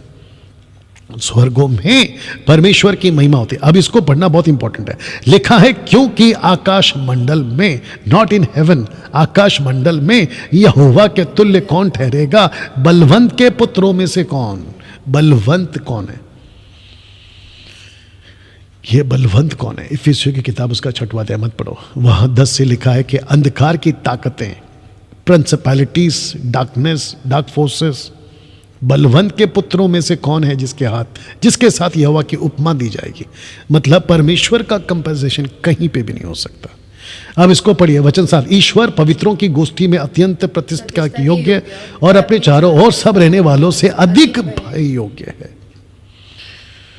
ये परमेश्वर आपका जो है, ये भय योग्य परमेश्वर है। अब इसको पढ़िए भजन संहिता 89 का 8। हे सेनाओं के परमेश्वर यहोवा, हे यह तेरे तुल्य कौन सामर्थी है? तेरी सच्चाई तो तेरे चारों ओर है। यशायाह की किताब उसका 40 का 26। अपनी आंखें ऊपर उठाकर देखो, किसने इनको सिरजा? वह इन गणों को गिन गिन कर निकालता। ये गणों का मतलब आप समझते हैं? जितने भी ऊपर सिस्टम है ना, उन सबको गिन गिन कर निकालता है। आपको बाद में पता चला कि ऊपर मार्स है, वीनस है, जुपिटर है, पता नहीं क्या क्या है, ठीक है ना? परमेश्वर को पहले से पता है। आगे पढ़ो। उन सबको नाम ले लेकर बुलाता है। वह ऐसा सामर्थी और अत्यंत बली है, हाँ, कि उनमें के कोई बिना आए नहीं रहता। ओके, अभी इसको पढ़ो 25। सो तुम मुझे किसके समान बताओगे कि मैं उसके तुल्य ठहरूं? उस पवित्र का यही वचन है। मैं किसके तुल्य ठहरूं? मुझे बताओ। मेरी तुलना बंदर से नहीं कर सकते, क्योंकि बंदर को मैंने बनाया। मेरी तुलना हाथी से नहीं कर सकते, मैंने हाथी को बनाया। मेरी तुलना सांप से नहीं कर सकते, मैंने उसको बनाया। मेरी तुलना तुम किसी से नहीं कर सकते। यह है आपका परमेश्वर। अब यहोवा या यावे कितना सामर्थ्य है, एक झलक आपको दे रहा हूं। Are you ready for this? Okay, जितने भी लोग देख रहे हैं, मैं चाहता हूं कि आपकी प्रतिक्रिया, आपका रिस्पॉन्स जैसा तैसा देना है, आप लोग देते रहे और परमेश्वर की महिमा आप लोग करते रहेंगे। तो लिखा है कि अब यहोवे या यहोवा कितना सामर्थ्य है, उसकी एक झलक आपको दे रहा हूं। और फिर सेकंड पार्ट पे मैं जल्दी से आ जाऊंगा, आज का जो लास्ट सेकंड पार्ट जिसको कहते हैं। Are you ready for this? पहला चित्र देख लो। इसको कहते हैं फिरौन, इजिप्ट का किंग, राजा फिरौन। ठीक है ना। मैं चाहता हूं कि आपके बीच इस व्यक्ति का एक स्टेटमेंट रखूंगा, लेकिन उसके पहले परमेश्वर क्या कहता है मूसा को, आपको वो पढ़वा देते हैं। लिखा है निर्गमन 12 का 12, क्योंकि उस रात को मैं मिस्र देश के बीच में से होकर जाऊंगा और मिस्र देश के क्या मनुष्य क्या पशु सबके पहलोटों को मारूंगा और मिस्र के सारे देवताओं को भी मैं दंड दूंगा। किसको दंड दूंगा? मिस्र के सारे देवताओं को। अरे बाप रे। और किस किस को मारूंगा? सबको मारूंगा, और खास करके इजिप्ट के पहलोटों को मारूंगा, जिसको इंग्लिश में कहते हैं फर्स्ट बॉर्न। और ये कौन सा जूइश का फेस्टिवल है? पास ओवर नाइट, फसह की रात। वाह।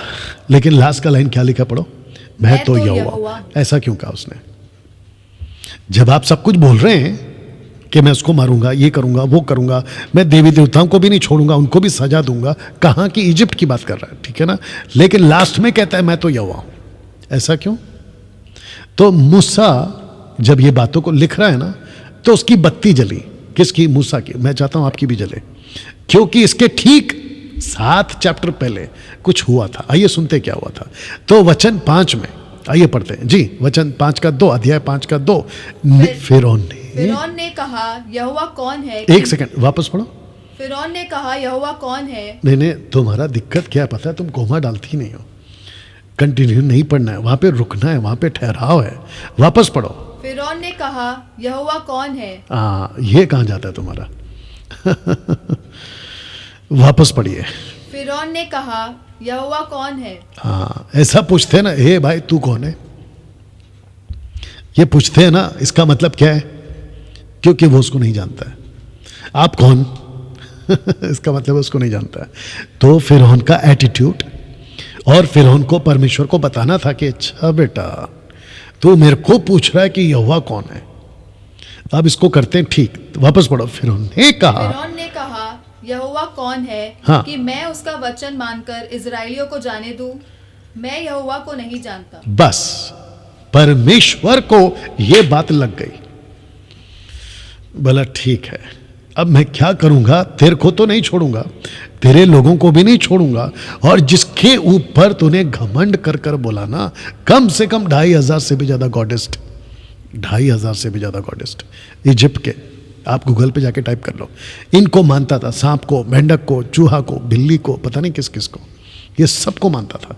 परमेश्वर ने बोला बेटा तेरे देवताओं तक को दंड दूंगा मैं। आप नहीं समझे अभी भी। ये है परमेश्वर, ये है इसकी ताकत। और आप जानते हैं ना क्या क्या किया है? लास्ट में इसकी ऐसी हालत हो गई कि इसको रात को कहना पड़ा कि भाई तुम्हारा जो भी है लेके निकल जाओ, क्योंकि अब मैं जान गया हूं कि यहोवा कौन है। दोस्तों अभी तक कैसा लगा? इसलिए फिर से कहता हूं, जो कि मैं लास्ट में रखूंगा, सबसे पंगा लेना, परमेश्वर से पंगा कभी नहीं लेना। आगे रखूंगा, अब इसको समझेंगे क्या है। आइए पढ़ते हैं। लिखा है 45 का 24 आइजाया जी। लोग मेरे विषय में कहेंगे। रिपीट। लोग मेरे विषय में कहेंगे। आइए देखते क्या कहेंगे। केवल यहोवा ही में धर्म और शक्ति है। क्या है? आपको वहां पे रोकना है आपका स्टेटमेंट को। ये तीसरी बार बोल रहा हूं मैं, आपको फिर से पढ़ना है और आपको रुकना है वहां पे। आइए फिर से पढ़िए।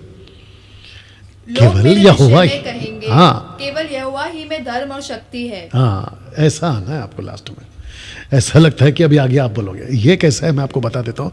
मसीह जनता, आपका नंबर बोलो 9982337777। अरे भाई 10 नंबर हो गया, तो 777 पे स्टॉप है, रुकना है वहां पे। अपना जो टोन है ना वहां पे उसको नीचे लाना है।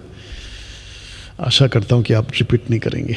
वापस पढ़ते। लोग मेरे विषय में क्या कहेंगे? केवल यहोवा ही धर्म और शक्ति है। तो यहोवा में क्या है? धर्म। यहोवा कौन है? शक्ति है। अब इसका कनेक्शन मैं आपको दूंगा। अभी आगे पढ़ो। उसी के पास लोग आएंगे। हाँ, ये हुआ अभी। उसी के पास लोग आएंगे। इसका मतलब क्या है? क्योंकि परमेश्वर ने, बहुत ध्यान से सुना, गजब का लॉजिक दे रहा हूं, कनेक्शन दे रहा हूं। उस वक्त और आज भी परमेश्वर चाहता है। एक काम करो, एक वचन पढ़ो, अभी आ रहा है। पहला उत्पत्ति का 1 का 26 पढ़ो। तब तक थोड़ा सा पी लेते हैं पानी। काफी दिनों के बाद बोला ये लाइन। जी 1:26 जी। फिर परमेश्वर ने कहा, हम मनुष्यों को अपने स्वरूप के अनुसार अपनी समानता में बनाए जी। और वे समुद्र की मछलियों और आकाश के पक्षियों और घरेलू पशुओं और सारी पृथ्वी पर, एक सेकंड, लास्ट कलन फिर पढ़ो। सारी पृथ्वी पर क्या, आगे क्या? और सब रेंगने वाले जंतुओं पर और पृथ्वी पर रेंगते हैं अधिकार रखे। सारी पृथ्वी पर अधिकार रखे, डोमिनियन ऑन एवरी क्रीचर, पूरी दुनिया में अधिकार रखे। तो इसका मतलब क्या है? परमेश्वर चाहता है कि पूरी पृथ्वी पर परमेश्वर के लोग, यहोवा के लोग, तब की बात करो और आज भी परमेश्वर के लोग परमेश्वर को जाने, क्योंकि उसी ने उनको बनाया, हर चीज उसने बनाया। आपको पता है, बहुत फनी एग्जाम्पल है लेकिन फिर भी दे देता हूं क्योंकि कनेक्ट होगा। आप जब बाजार से पालतू कुत्ता लाते हो या फिर ब्रांडेड कुत्ता लाते हो या फिर अच्छी ब्रीड का कुत्ता लाते हो, तो जैसे ही उसको आप खरीदते हो तो जो उसका मालिक होता है ना, वो चाहता है कि ये बस मेरे को जल्दी से पहचान जाए, मैं जैसे ही एंट्री करूं वो मेरे को पहचाने, मैं जैसे ही बाहर से अंदर आऊं वो मुझे पहचाने, मैं जैसे ही बुलाऊं तो वो मुझे पहचाने। कुत्ता खुद बोलता है कि भाई थोड़ा वक्त दे, मुझे आपको समझने दो, आप मेरे को समझो, राइट? या सोच के देखिए, कुत्ते से आपको अगर ये अपेक्षा है कि वो मुझे पहचाने, परमेश्वर नहीं चाहेगा कि हम और आप उसको पहचाने। कौन सा वचन है वो? आइज़ाया 1:4 अगर मैं गलत नहीं हूं, यशाया 1:4। काफी दिनों के बाद ये वचन बहुत पढ़ते हैं ना, इसलिए कभी कभी क्लिक नहीं होता है। आइज़ाया 1:4। हाय, यह जाति पाप से कैसी भरी है, हाँ यह समाज अधर्म से कैसा लड़ा हुआ है, हाँ इस वंश के लोग कैसे कुकर्म है, हाँ ये बाल बच्चे कैसे बिगड़े हुए हैं। हाँ उन्होंने यहोवा को छोड़ दिया, हाँ। उन्होंने इज़राइल के पवित्र को तुच्छ जाना है, हाँ। वे पराये बनकर दूर हो गए हैं। सही। अच्छा, एक और वचन है उसके नीचे है क्या? क्या कहते हैं उसको? गधा तो अपने मालिक को और बैल अपने मालिक को पहचानता है, ऐसा कुछ है। उसको भी पढ़ लेना अगर मिल गया तो, नहीं तो मैं आगे बढ़ता हूं। सी, तो परमेश्वर क्या चाहता है कि लोग मेरे विषय में कहेंगे केवल यहोवा ही धर्म और शक्ति है, उसी के पास लोग आएंगे। एनीवे, आगे बढ़ते हैं। उसी के पास लोग आएंगे। अब इसको पढ़ते हैं, जो उससे रूठे रहेंगे। ये लाइन चाहिए था लज्जित होना पड़ेगा। और जो उससे रूठे रहेंगे उन्हें लज्जित होना पड़ेगा। वापस पढ़िए, जो उससे रूठे रहेंगे उन्हें लज्जित होना पड़ेगा। ऐसा क्यों? जो परमेश्वर से रूठ जाएंगे उनको शर्मिंदगी का सामना करना पड़ेगा, वो लज्जित होंगे। ऐसा क्यों? आगे रखूंगा इसका कनेक्शन। अभी 45 का 25 पढ़िए। इज़राइल के सारे वंश के लोग यहोवा ही के कारण धर्मी ठहरेंगे और उसकी महिमा करेंगे। एक मिनट, कौन सा वंश? कौन सा वंश? इज़राइल के। ओके, यहां पे पृथ्वी है। नहीं। आप ऊपर से अगर आप पढ़ोगे ना तो आपको पता चलेगा। मैं वापस पढ़ देता। लोग मेरे विषय में कहेंगे केवल यहोवा ही धर्म और शक्ति है, उसी के पास लोग आएंगे। जो से रूठे रहेंगे उन्हें लज्जित होना पड़ेगा। लेकिन अब ये 25 में क्या बोल गया? कहता है कि इज़राइल के सारे वंश के लोग यहोवा ही के कारण धर्मी ठहरेंगे और उसकी महिमा करेंगे। यहां पर एक नेशन को क्यों बोला गया, जबकि बोलना चाहिए था कि पूरी पृथ्वी के लोग? ऐसा क्यों? इसका कनेक्शन आपको यहां पे दे रहा हूं। Are you ready for this? लिखा है तनाक हैव 630 रूल्स, 630 रूल्स है। तनाक, ये तनाक क्या है मैं आपके बीच में रख रहा हूं। तनाक आज के मॉडर्न या तब भी उसको कहते हैं तोरा, ओके, जिसको कहते हैं 5 किताबें। तनाक, T stand for Torah, N for prophets and K for writers और writings। तो परमेश्वर क्या करते थे? किताबों को लिखने के लिए, तोरा को लिखने के लिए नबियों को चुनते थे और वो लिखते थे, जिसको कहते हैं तनाक। वाह, 630 रूल्स किसके लिए? इज़राइल के लिए, ताकि इज़राइली को पता चले कि यहोवा ही के कारण धर्मी ठहरेंगे। तो इसका मतलब है, अब मैं चाहता हूं कि थोड़ा सा आपको कुछ चीज़ें बताऊं जो कि बहुत ज़रूरी है। सब लोग तैयार हैं? तो मैं आपके बातों को रखना चाहूँगा। यहाँ पे 370 700 वहाँ पर है, तो 1000 के आसपास लोग अभी भी कनेक्टेड हैं, ठीक है ना? और बाकी बाकी आप लोग बहुत कुछ सीख रहे हैं, मैं समझता हूं। तो इसको मैं भी रखने जा रहा हूं कि परमेश्वर ने इजरायलियों को अलग किया था, तो जिसके चलते उनको दिया था तनाक, इसका मतलब है तोरा। 630 रूल्स बनाए थे उन लोगों के लिए, और मैं उसको आपके बीच में कुछ ऐसे पढ़वा देता हूं। व्यवस्था विवरण 4:44, डिटोनॉमी 4:44। फिर जो व्यवस्था मूसा ने इजरायलियों को दी वह यह है। ओके, तो किसको दी? इजराइल। इजरायलियों को, नॉट पृथ्वी को, इजरायलियों को। अब इसको पढ़ो, गिनती 9:23। यहोवा की आज्ञा से वह अपने डेरे खड़े करते। एक सेकंड, किसकी आज्ञा से? यहोवा की आज्ञा से वे अपने इजरायली अपने डेरे खड़े करते। आगे, यहोवा ही की आज्ञा से वे प्रस्थान करते इसका थे। मतलब है रुकते भी थे। तो जब प्रभु कहता था प्रस्थान करते थे, प्रोसीड करते थे, तो भी प्रभु कहता था आगे जो आज्ञा यहोवा मूसा के द्वारा देता था उसको वे माना करते थे। उसको वो माना करते थे। मना नहीं, माना, ओबीडियंस, आज्ञाकारी। वाह, इसको कहते हैं कि परमेश्वर ने 630 रूल्स, ऐसे उठो, ऐसे बैठो, ऐसे खाओ, ऐसे मत खाओ, आपको ये नहीं करना है, वो करना है, ऐसे करते करते यहां तक जा सकते हो, यहां नहीं जा सकते, ऐसे 630 रूल्स दिए थे। क्यों? क्योंकि परमेश्वर चाहता था कि अगर मैं यहोवा सब देवताओं से अलग हूं, तो मेरी जो राज्य है, मेरी जो प्रजा है, मेरे जो इजरायली नेशंस है, उनको भी मैं अपने जैसा अलग रखूंगा। तब जाकर लिखा है कि इजराइल एक अलग लोग, इजराइल एक अलग लोग। आप जानते हैं इसका कनेक्शन आज भी है। परमेश्वर, मैं वचन को रखूंगा जल्दी से, परमेश्वर आज भी चाहता है, रोमियो 12:1 जल्दी पढ़ो। परमेश्वर आज भी चाहता है कि संसार के सदस्य मत बनो। Don't be a customer of the world. संसार के सदस्य मत बनो। जी।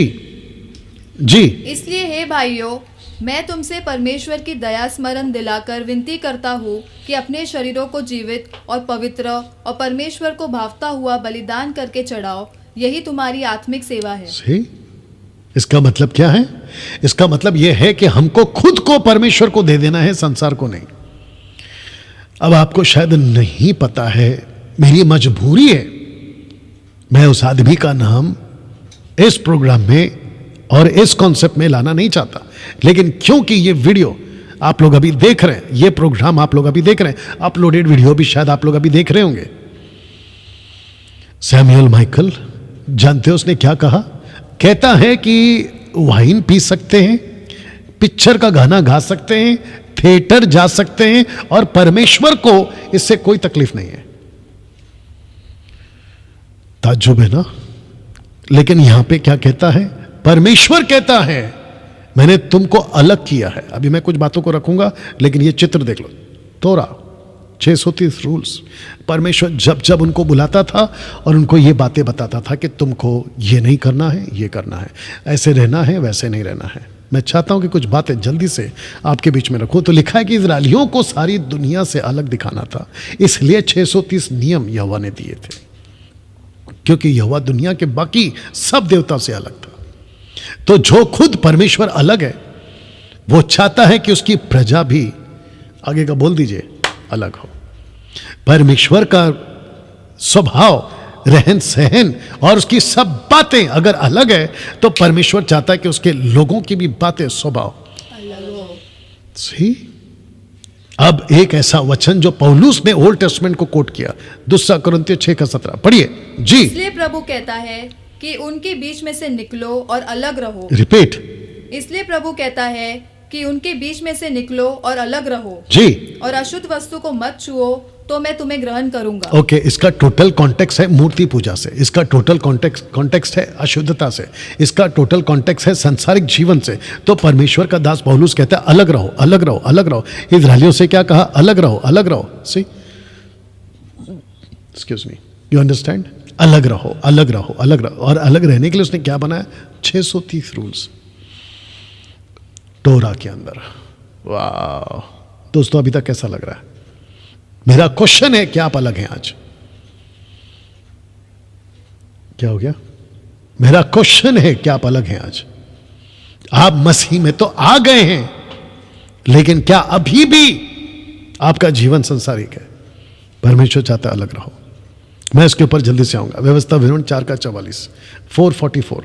फिर जो व्यवस्था मूसा ने इजरायलियों को दी वह यह है, हाँ, यहोवा की एक सेकंड। इसका मतलब है कि यहोवा ने व्यवस्था दी, ये कंफर्म करना चाह रहा हूं मैं। मूसा को व्यवस्था दी, तोरा दी, 630 रूल्स दिए, ये करना है, ये नहीं करना है। अभी गिनती का 9:23, यहोवा की आज्ञा से वे अपने डेरे खड़े करते, हाँ, और यहोवा ही की आज्ञा से वे प्रस्थान करते थे, हाँ, और जो आज्ञा यहोवा मूसा के द्वारा देता था उसको वे वो माना करते थे। अभी वो 8:18 फिर यहोवा ने मूसा से कहा। इसका मतलब है कि परमेश्वर कंटिन्यू आज्ञा देता था, बातें करता था, ये हुक्म देता था 24/7, उनको कहता था ये है, ये है, ये है। अभी इसको पढ़िए 18:2, इजराइलियों से कहे कि मैं तुम्हारा परमेश्वर यहोवा हूँ। एक सेकंड, मैं कौन हूं? तुम्हारा परमेश्वर यहोवा। ओके, आपको माइक में थोड़ा नजदीक रख के जोर से बोलना होगा, क्योंकि अभी इसमें बात सीखने लायक है। आपको याद होगा, जो कि मैं भी थोड़ी देर में फोटो रखूंगा, आपको याद होगा कि परमेश्वर ने अपने इस नाम को किसी को धमकी देकर बताया था। याद होगा आपको, वो कौन था? राजा फिरौन। अभी बताया था मैंने, राजा फिरौन। उसको कहा था, अच्छा बेटा तू मेरे को नहीं जानता, अब मैं तेरे को बताता हूं कि यहोवा कौन है। याद आ गया आपको? तो आपको बार बार पढ़ने को मिलेगा, मैं यहोवा हूं, मैं यहोवा हूं, मैं यहोवा हूं। जानते क्यों? क्योंकि जब इजरायली इसको पढ़ते थे ना, तो उनको टक करके फिरौन याद आता था। बोला अरे बाप रे। तो इसको ऐसे नहीं पढ़ना है जिसको ये कहते हैं ना कि लास्ट में लिखते हैं ना, एप्लीकेशन लिखा और नीचे अपना नाम लिखा, बोला अच्छा ये उसकी तरफ। ये ऐसा नहीं है, ये वो लाइन है जिसको कहते हैं ना, मैं तुम्हारा परमेश्वर यहोवा हूं। इसका मतलब है कि फिरौन को याद करो। जब उसने कहा कि यहोवा कौन है, और अगर इजरायलियों ने भी मेरे साथ ऐसा किया तो मेरे को पल भर भी नहीं लगेगा कि जमीन फाड़ के तुमको उतार दूंगा। इसको पढ़ते हैं 18:3। जी, तुम मिस्र देश के कामों के अनुसार जिसमें तुम रहते थे, रिपीट करो। लिखा है कि तुम मिस्र देश के कामों के अनुसार जिसमें तुम रहते थे न करना, नहीं करना। आगे, और ना कनान देश के कामों के अनुसार भी जहां मैं तुम्हें ले चलता हूँ, हाँ, न करना। हाँ, और ना उन देशों की विधियों पर चलना। इसका मतलब क्या है? जो 630 रूल्स बनाऊंगा बस उसी के हिसाब से चलना। 630 रूल्स, उसी के हिसाब से चलना। मैं सबसे बात कर रहा हूं अभी, फेसबुक, यूट्यूब, सबसे बात कर रहा हूं, और ये जब अपलोड होगा मैं तब की भी बात कर रहा हूं। मेरा क्वेश्चन है आप लोगों से, आज आपका लाइफ कैसा है? आप आ जाते हो संसार से अंदर, लेकिन आपके अंदर से संसार बाहर जाता है क्या? अब इसको पढ़ो 4, मेरे ही नियमों को मानना और मेरी ही विधियों को मानते हुए उन पर चलना, मैं तुम्हारा परमेश्वर यहोवा हूँ। इसका मतलब क्या है? लास्ट का लाइन, इसका मतलब क्या? लास्ट का लाइन इसका मतलब है कि इजरायलियों को पता था कि फिरौन ने बोला यहोवा कौन है, तब परमेश्वर बोलता है कि ये जो लाइन है ना लास्ट वाली, मैं हर लाइन पे बोलते जाऊंगा, हर स्टेटमेंट पे बोलते जाऊंगा, ताकि इजरायलियों को पता चले। अब इसको पढ़ो 18:5। इसीलिए तुम मेरे नियमों और मेरी विधियों को निरंतर मानना, जो मनुष्य उनको माने वह उनके कारण जीवित रहेगा, मैं यहोवा हूँ। ओ कैसे कहा था? 12:12 में, निर्गमन 12:12 में, जो कि अभी मैं रखने वाला हूं। कैसे कहा था? मैं यहोवा हूं। अब इसको पढ़िए, व्यवस्था 18:21, और अपने संतान में से किसी को मोलेक के लिए होम करके न चढ़ाना, और न अपने परमेश्वर के नाम को अपवित्र ठहराना, मैं यहोवा हूँ। ऐसा क्यों? ताकि तुमको बार बार याद दिलाते रहो, जीसस क्राइस्ट, तुम जिसके पीछे चल रहे हो वो यहोवा है, तुम जिसकी आराधना कर रहे हो वो यहोवा है, तुम जिसकी आज्ञा का पालन कर रहे हो वो यहोवा। ऐसे इस्राएलियों को बार बार याद दिलाता था। अब इसको पढ़िए 18:30। यह आज्ञा जो मैंने तुम्हारे मानने को दी है उसे तुम मानना, और जो घिनौनी रीतियां तुमसे पहले प्रचलित है उनमें से किसी पर न चलना, और न उसके कारण अशुद्ध हो जाना, मैं तुम्हारा परमेश्वर यहोवा हूँ। अब ये चित्र याद आ गया आपको क्या कहता था? मैं दंड दूंगा। क्यों? मैं यहोवा हूं। क्यों कहा? क्योंकि मैं यहोवा को नहीं जानता था। बताइए। तो मेरा क्वेश्चन आप लोगों से भी है, आप अभी मसीह तो हैं, लेकिन आपका तंबाकू, आपका गुटखा, आपका सिगरेट, आपका दारू, आपका थिएटर जाना, आपकी उल्टी सीधी हरकतें, ये सब नहीं छूटा है, तब कहता है कि मैं यहोवा हूं। और अभी मैं कनेक्शन दूंगा आपको। मसीह जीवन आप जी तो रहे हैं, लेकिन आप परमेश्वर को शायद भूल गए कि वो कौन है। Are you ready for this? अभी जो अगला स्लाइड आएगा आपके बीच में रख रहा हूं। लिखा है इब्रानियों 10:31 में, जीवते परमेश्वर के हाथों में पड़ना। भयानक बात है। ऐसा क्यों? क्योंकि लिखा है इब्रानियों 13:8 में, नहीं पढ़ना, लिखा है कि परमेश्वर कल आज एक सा है। अगर वो तब बर्दाश्त नहीं कर रहा तो आज भी नहीं करेगा। अब इसको पढ़िए, 2 कुरिन्थियों 6:17। इसलिए प्रभु कहता है उनके बीच में से निकलो, अलग रहो। तो मेरा क्वेश्चन ये है, आप थिएटर की जिंदगी से बाहर तो आ गए, लेकिन क्या आप अलग हुए हैं?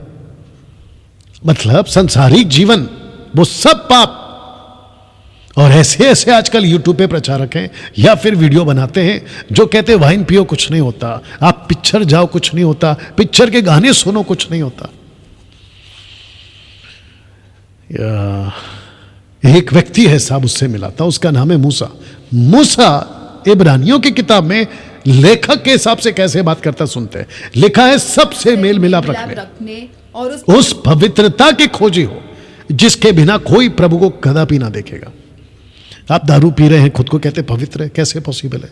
आप थिएटर जाते खुद को पवित्र कहते, कैसे पॉसिबल है? आप सांसारिक जीवन जी रहे, खुद को पवित्र कैसे पॉसिबल है?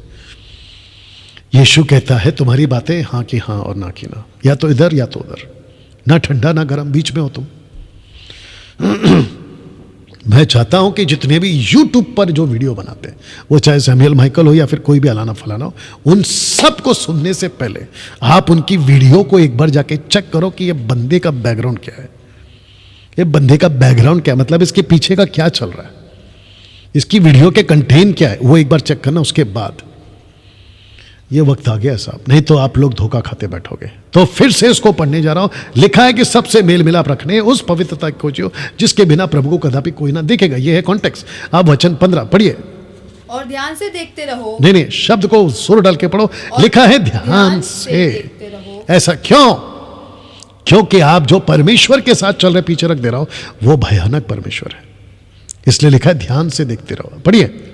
ऐसा ना हो कि कोई परमेश्वर के अनुग्रह से वंचित रह जाए, हाँ। या कोई कड़वी जड़ फूट कर कष्ट दे, हाँ। और उसके द्वारा बहुत से लोग अशुद्ध हो इसका जाएं। मतलब है कि एक खराब मछली पूरे तालाब को खराब कर देते। एक यूट्यूब का गलत प्रचारक पूरे यूट्यूब को खराब कर देगा। सी सब ठीक है?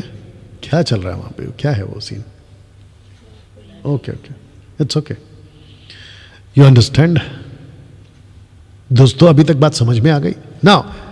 इस लेखक ने एक व्यक्ति को इंट्रोड्यूस किया। आइए मैं चाहता हूं उसको पढ़े। वचन 16। ऐसा ना हो कि कोई जन व्यभिचारी दुष्ट एसाव की नाई। किसकी नाई? दुष्ट एसाव। नहीं, एसाव। ये एसाव कौन है? याकूब का बड़ा भाई। आप सभी जानते हैं एसाव, उसका बाप अब्राहम का बेटा एसाव क्या किया था? जब शिकार करके आया, भूख लगी थी, मसूर की दाल बन रही थी, ऐसा हिंदी बाइबल कहता है। मसूर की दाल, उसके चक्कर में अपना बड़ा पद बेच दिया। आगे पढ़िए। दुष्ट एसाव की नाई अधर्मी हो जिसने एक बार के भोजन के बदले अपने पहलोटे होने का पद बेच डाला। पद को बेच दिया। अपनी जो आशीष की पद थी ना, उसको बेच दिया। किसके चक्कर में? एक वक्त के भोजन के लिए। आइए सुनते वचन 17 क्या कहता है। तुम जानते हो कि बात को जब उसने आशीष पानी चाही तो अयोग्य गिना गया, और आंसू बहा बहा कर योजने पर भी आंसू बहा कर खोजने पर भी मन फिराव का अवसर उसे ना मिला। वो फोन उधर दे दो आप, क्योंकि आप डाइवर्ट हो रही हैं। लिखा है खोजने पर भी नहीं मिला। इसको क्या कहते हैं पता? ये चेतावनी के शब्द हैं। एसाव का जीवन, इस्राएलियों का जीवन, ओल्ड टेस्टमेंट के कैरेक्टर्स जितने हैं जिन्होंने गड़बड़ियां की, उनका जीवन आप सबके लिए सबक है। तो एसाव के बारे में कहता है कि खोजने पर भी उसको ये वापस मौका नहीं मिला। कहीं ऐसा ना हो कि किसी की मूर्खता की टीचिंग के चलते तुम अपना अनंत काल का जीवन खो दो। अब इसको पढ़िए वचन 18। मैं तुम तो उस पहाड़ के पास। ये कौन सा पहाड़ है? अगर आपको याद होगा मसीह जनता, कौन सा पहाड़ है ये? वो पहाड़ है जहां पर मूसा से परमेश्वर ने बात की, सीनै पर्वत। जी, लिखा है वो तुम उस पहाड़ के पास जो छुआ जा सकता था, आग से प्रज्वलित था, काली घटा, अंधेरा, आंधी के पास। क्योंकि जब परमेश्वर उतरते थे तो ये सब होता था, आंधी चलती थी, काली घटा आती थी, सब कुछ होता था। जी, वचन 19। और तुरी की ध्वनि, इसका मतलब है जब परमेश्वर उतरते थे तो स्वर्ग दूत उसके लिए तुरियां बजाते थे। जी, और बोलने वाले के ऐसे शब्द के पास नहीं आए जिसके सुनने वालों ने विनती की कि अब हमसे और बातें न की जाए। सी, अब हमसे बर्दाश्त नहीं होता, क्योंकि ऐसी आवाज और ऐसी आंधी, ये है आपका परमेश्वर। अब इसको पढ़िए, वचन 20। क्योंकि वे उस आज्ञा को न सह सके कि यदि कोई पशु भी पहाड़ को छुए तो पतरवाह किया जाएगा। इसका मतलब है कि उसकी आज्ञा को वो बर्दाश्त नहीं कर सके। 630। अब परमेश्वर का योजना क्या था, फिर से आपको याद दिला देता हूँ, मेरे पास में और थोड़ा सा वक्त है। परमेश्वर का योजना था कि मैं अकेला अलग हूँ, मैं पूरी दुनिया को चलाने वाला हूँ, मैं बाकी देवताओं से अलग हूँ, मैं उनके साथ में उनका व्यवहार नहीं करता, मेरा स्वभाव अलग है, मैं उनकी तरह बच्चों का अर्पण नहीं चाहता, मैं किसी प्रकार का गलत काम नहीं करता, और मैं वो परमेश्वर हूँ जो धर्मी और शक्ति और पवित्र सब कुछ है। तो जिसको मैंने चुना इज़राइल, वो भी ऐसा ही चले। तब जाकर ये रूल्स बनाया था। अब मूसा क्या कहता है पता है? बेचारा मूसा की हालत आपके बीच में रख रहा हूं। मूसा कहता है मेरे को तो सुनना है, मेरे को तो लिखना है, लेकिन जब मैं उसकी आवाज सुनता था, पढ़िए जोर से, वो दर्शन ऐसा डरावना था कि मूसा ने कहा मैं बहुत डरता और कांपता हूँ। ओ आप इस लाइन से, 21 वाले लाइन से सिर्फ कल्पना तक कर लीजिए, आपको पता चल जाएगा कि क्या भयानक सीन होता था। ऐसा परमेश्वर को इजरायलियों ने लाइटली लिया, हल्के में लिया। तब जाकर परमेश्वर ने, बहुत सारे स्क्रिप्चर रख सकता था, लेकिन आप लोग भी पढ़िएगा, परमेश्वर वक्त वक्त पर कहता गया, मैं तुमसे नाराज हूं, मैं तुमसे खफा हूं, मैं तुमको खत्म कर दूंगा। दोस्तों कैसा लगा? इसको रखकर मैं आज की कलीसिया के लोगों से बात करना चाहता हूं। आपको आज कैसी टीचिंग दी जा रही है? आप किस टीचिंग के पीछे जा रहे हैं? आपका खुद का जीवन कैसा है? अब ये अंत में आपके लिए एक लाइन रखा हूं, फिर फिनिश करूंगा मैं आज की एपिसोड नंबर 4 को। अब अंत में, सही शिक्षा ना होने के कारण जितने लोग नरक जाएंगे, उतना बाकी पाप के कारण नहीं। आप समझे कि नहीं समझे? सही शिक्षा, वो चाहे मसीह के अंदर हो, उसकी भी बात कर रहा हूं, वो चाहे दूसरे के ग्रुप के हो, उसकी भी बात कर रहा हूं। क्योंकि अगर सही रास्ता नहीं पकड़ा, आप लोग, कुछ लोग क्या कहते, मैंने तो कभी चींटी तक नहीं मारी। आपने सुना होगा ना, मैंने तो चींटी तक नहीं मारी। तूने चींटी नहीं मारी, बात सही है, लेकिन तेरी शिक्षा गलत है। तो चींटी को तो बचा लिया, खुद को नहीं बचा पाया। मैं दारू नहीं पीता, मैं दारू को हाथ तक नहीं लगाता, मैं कभी गलत काम नहीं करता, लेकिन सही शिक्षा नहीं है। अब बात करता हूं मसीहों की, सेवक लोगों की और उनके फॉलोवरों की। मेरा पास्टर गजब का पास्टर है, सब ठीक है, मिरेकल्स होते हैं, ऐसा होता है, वैसा होता है, शिक्षा कहां है? Where is the teaching? क्योंकि परमेश्वर लाइन से एक ही बात बताता आ रहा है, follow the rules, follow the rules, follow the rules. Genesis से रेवलेशन तक, जिसको कहते हैं कैनन, रूल्स, एक ही बात करता आ रहा है, follow the rules, follow the rules. जो शिक्षा आपको मिल रही है, अगर तुमने उसको फॉलो नहीं किया, जो शिक्षा प्रभु आपको देना चाह रहा है, इनफैक्ट मैं ये बोलना चाह रहा था, अगर आपने उसको फॉलो नहीं किया, you will lose your life, वो भी अनंत काल के लिए, वो भी नरक में, जिसको कहते हैं ना, खत्म। एक एग्जाम्पल रख के फिनिश करूंगा आज की बात को। मत्ती 23:14 लिखा है, तुम मनुष्यों के विरोध में स्वर्ग के राज्य का द्वार बंद करते हो। एक सेकंड, इसको फिर से पढ़ो। तुम मनुष्यों के विरोध में स्वर्ग के राज्य का द्वार बंद करते हो। कैसे? रुको, कैसे? अपनी टीचिंग से। कैसे? अपनी उल्टी सीधी डॉक्ट्रिन से। कैसे? ना तो खुद जाओगे, पढ़ो, ना तो आप ही उसमें प्रवेश करते हो और ना उसमें प्रवेश करने वालों को प्रवेश करने देते हो। वे जाना तो चाहते हैं प्रभु के पास में, लेकिन तुम लोगों ने उसके लिए दरवाजा बंद कर दिया। कैसे? तुम्हारी गलत शिक्षाओं के चलते। मैं बोल बोल के थक गया हूं, जिब्रिश नहीं है, रबा रबा, शबा शबा, लबा लबा, ये नहीं है। लेकिन तुमको तो लगी पड़ी है। अब ये ऐसा है ना, जिसको मैं वापस पढ़ दे रहा हूं, आप लोगों को सबसे ज्यादा अफसोस होगा। मैंने एक वीडियो बनाया था कि अंत के दिनों में, on the day of judgment, कई तादाद में क्रिश्चियनों को सबसे ज्यादा गुस्सा शैतान पे नहीं आएगा, सबसे ज्यादा गुस्सा उसके पास्टर पे आएगा और ऑनलाइन प्रीचर पे आएगा। क्या सिखा दिया? तुमको हम फॉलो करते थे, तुमको हमने सब्सक्राइब किया था, तुमको हमने अपना गुरु माना था, लेकिन तुम्हारे चक्कर में ना तो तुम गए, रख दे रहा हूं, ना तो तुम गए और ना हमको जाने दे रहे हो। सबसे ज्यादा गुस्सा सेवकों पर आएगा, लिख के दे रहा हूं, सबसे ज्यादा, क्योंकि बहुत सारे कल्ट ग्रुप हैं आज दुनिया में। और जिस वजह से ये डॉक्ट्रिन मैंने लाया, क्या कहते हैं, टीचिंग मैंने लाया ट्राइयून गॉड का, क्योंकि इसमें भी गड़बड़ है। कहते हैं एक नाम से बपतिस्मा दे दो, बकवास की टीचिंग है ये। एक नाम का बपतिस्मा कौन लाया भाई? तुमने लाया? बाइबल में तो नहीं है, जिसको मैं ऑलरेडी क्लियर कर चुका हूं। फिर ऊपर से रबा रबा शबा शबा, ऊपर से पैसे को लूटना दशमांश के नाम पे, फिर ठपक ठपक नीचे गिराना। और ऐसे कितने सारे कल्ट ग्रुप्स हैं।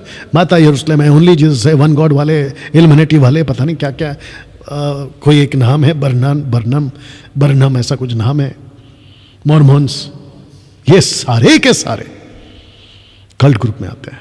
और अगर वो बचा कुछ है उनका, उसको झेलते बैठो तो आजकल नए नए पॉपकॉर्न की तरह अलग से उठ रहे हैं।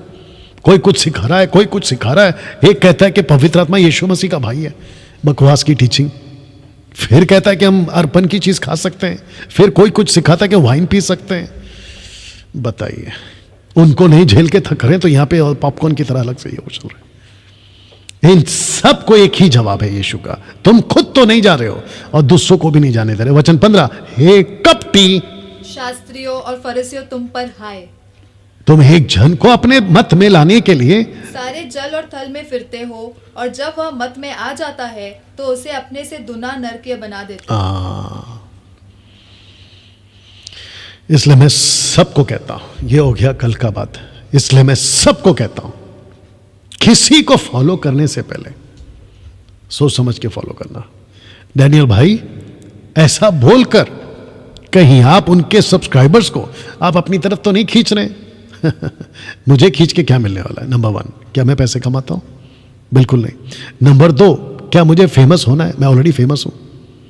जब 20 साल गाना गाता था तो मैं तो पूरे भारत में फेमस हूं। तीसरी बात, अगर गलत ट्रैक पे चल रहे हो तो मैं खींचूंगा। अगर गलत शिक्षा पे हो मैं तो खींचूंगा, और मैं चाहूंगा कि वो लोग उसको अनसब्सक्राइब करके हमारे पास आए, क्योंकि आपको परमेश्वर के राज्य में पहुंचाना है ना। दोस्तों, एपिसोड नंबर 5 जो कि कल है शुक्रवार और उसके बाद है शनिवार, तो ये 2 दिन एक ऐसे टॉपिक पे बात करूंगा जिसको मैंने आखिरी में रखा है, और वो है एंजल ऑफ द लॉर्ड, यावे, यहोवा। मैं इसके ऊपर बात करूं, और मैं आपको अभी से बता दूं कि एंजल ऑफ द लॉर्ड जिसके ऊपर मैं बात करूंगा उसको 2 पार्ट में या 2 बातों में रखूंगा। एक यहां पे लिखा, 2 बातें हम आपको कल आपको बताएंगे। एक, एंजल ऑफ द लॉर्ड कौन है, और यहोवा के दूत यानी कि एंजल ऑफ द लॉर्ड में समानताएं क्या क्या है, सिमिलैरिटीज क्या क्या है, ये आपको मैं कल बताऊंगा। तो जिसके चलते मैं इसी स्लाइड के साथ आज का प्रोग्राम, और मैं चाहता हूं कि कल और परसों बड़ी अपेक्षा के साथ आप आए, क्योंकि ट्राइयून गॉड को मैंने न्यू टेस्टमेंट से नहीं बता रहा हूं, मैं ट्राइयून गॉड को फादर सन होली स्पिरिट मैं आपको ओल्ड टेस्टमेंट से बता रहा हूं। सोच के देखिए, अगर ओल्ड टेस्टमेंट में अगर बताने के लिए मेरे 5 से 6 एपिसोड जा रहे हैं, तो न्यू टेस्टमेंट में तो पूरा का पूरा खजाना है। आइए प्रार्थना करते हैं। सृष्टिकर्ता पिता, तेरा धन्यवाद। यीशु, मैं आपको धन्यवाद देता हूं, आपकी स्तुति करता हूं। मेरी प्रार्थना है कि जितने लोगों ने आज सुना है प्रभु, उन सभी के जीवन में अद्भुत काम करें और वे सत्य को जान सके और आपके नजदीक आ सके। ऐसी प्रार्थना मैं आपसे करता हूं। आपको महिमा स्तुति देते ये प्रार्थना यीशु के नाम से, आमीन। चलिए दोस्तों, मिलते हैं कल ठीक रात 8 बजे। वीडियो को खूब शेयर करें, अपना ख्याल रखें, और कल इस टॉपिक के लिए भी आप लोग तैयारी के साथ आए। जय मसीह।